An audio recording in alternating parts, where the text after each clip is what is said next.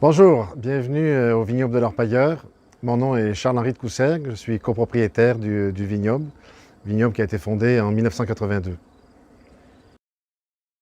Un des souhaits dès le départ du vignoble, c'était d'essayer de trouver un nom qui nous enracinait dans notre région.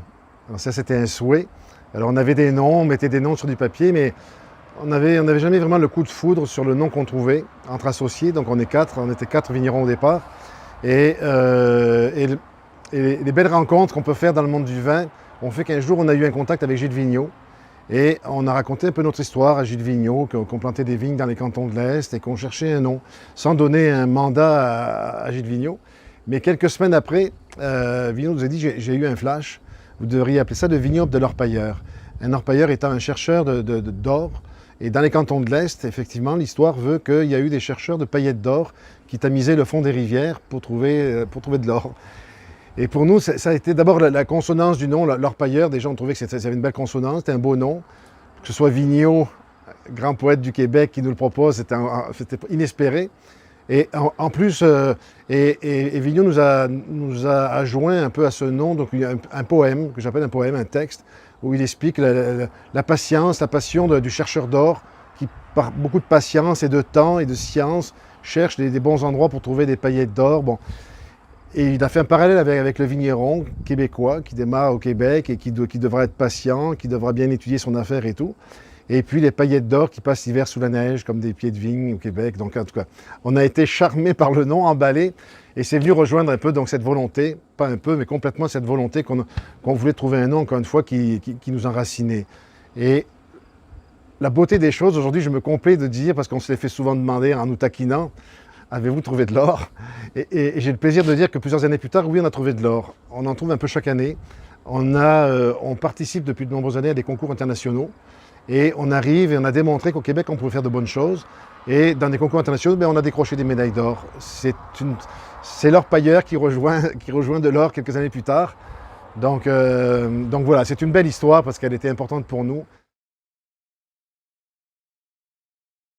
Alors c'est sûr que en 39 ans, les choses ont évolué. Il faut se remettre au début des années 80. On avait des saisons qui étaient plus courtes au Québec. Les étés étaient plus courts, les hivers plus rigoureux. Donc au départ, heureusement, d'ailleurs, on n'est parti que sur des vins blancs.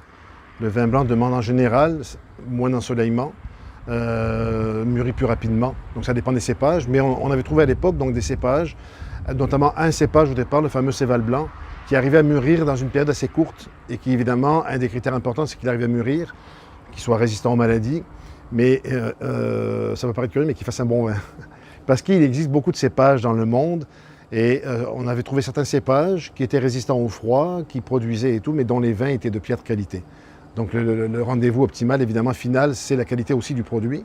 Donc il y a les raisons culturelles, mais encore une fois, si on veut que le consommateur apprécie le produit. Et donc on avait un cépage au départ qui était le Céval blanc, qu'on continue à planter aujourd'hui. Mais c'est sûr qu'au fil des ans, les changements climatiques nous ont aidés. Je touche du bois, mais jusqu'à présent, nous, ça nous est favorable. Donc des hivers moins rigoureux, des étés beaucoup plus longs. On a commencé à 135 jours, des étés de 135 jours. Aujourd'hui, on est à 185 jours d'été. Donc ce qui nous permet aujourd'hui de produire différents cépages et différents vins. Donc au fil des ans, jamais j'aurais pensé au Québec, et je l'ai dit pendant de nombreuses années, comme quoi il faut être prudent dans ce qu'on dit, mais j'ai toujours dit que je n'en ferai jamais de vin rouge au Québec. Et je l'ai toujours pensé quand je le disais, évidemment. Mais là, le rallongement des saisons aujourd'hui fait que de plus en plus on voit au Québec du rouge et que l'Orpailleur fait aussi du rouge aujourd'hui.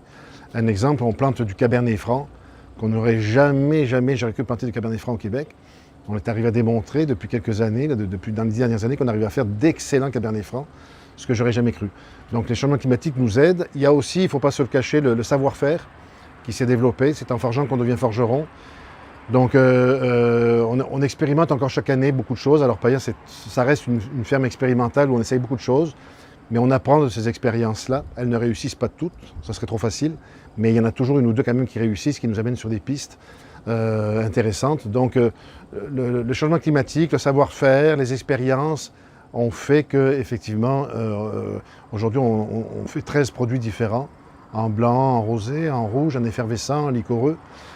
Et je freine un peu mes ambitions parce qu'on aurait énormément de projets, on pourrait faire beaucoup de vin, mais c'est très positif pour les prochaines années.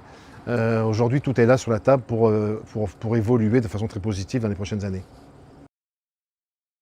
Alors, il y a un produit qui nous tient à cœur parce que moi, je suis un méridional d'origine, donc je viens de la Provence. Et il y a un produit vraiment que j'aurais jamais pensé faire un jour. Déjà, ramasser un fruit en plein hiver, c'est quand même assez particulier pour un producteur de fruits, que ce soit du raisin ou autre.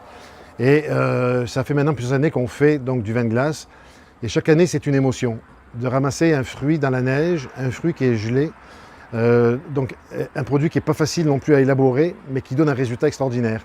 Et oui, il fait froid quand on ramasse ce raisin, et c'est du moins 12, moins 15, mais c'est une émotion de ramasser encore une fois un raisin gelé. Ça se fait peu dans le monde. Et le Québec, on a cette possibilité-là d'exploiter ce froid qu'on a l'hiver et d'arriver à en faire un des produits, sans prétention, mais un des produits les plus aromatiques au monde. Le vin glace donc, est dans les produits de haut de gamme, c'est pas pour rien. C'est un produit vraiment très particulier et très complexe. Et jamais, là, je le dis humblement, on n'aurait pensé faire ce genre de produit. Et ce vin glace nous a permis de briser la glace, de briser les préjugés. Quand je parle d'or, là, quand on a commencé à récolter des médailles d'or avec du vin glace dans les concours internationaux, ça nous a aidé à mettre le Québec sur la carte viticole du monde. Tiens, au Québec, il se fait du vin, puis en plus, ils ont des médailles d'or. Et on a envoyé le premier vin qu'on pensait être une bête à concours, c'était le vin glace. Aujourd'hui, on envoie d'autres vins, mais c'est ce vin glace qui nous a permis de briser de nombreux préjugés. Et donc, on en est bien fiers. Bien oui, je dirais aux gens de oser en fait. Il faut oser déguster ce qui se fait au Québec. On est maintenant de nombreux vignerons à travers la province à faire différents cépages, différents vins. Chaque vigneron met sa signature sur son vin. Donc n'hésitez pas, mettez le Québec dans votre verre et vous ne serez pas déçus.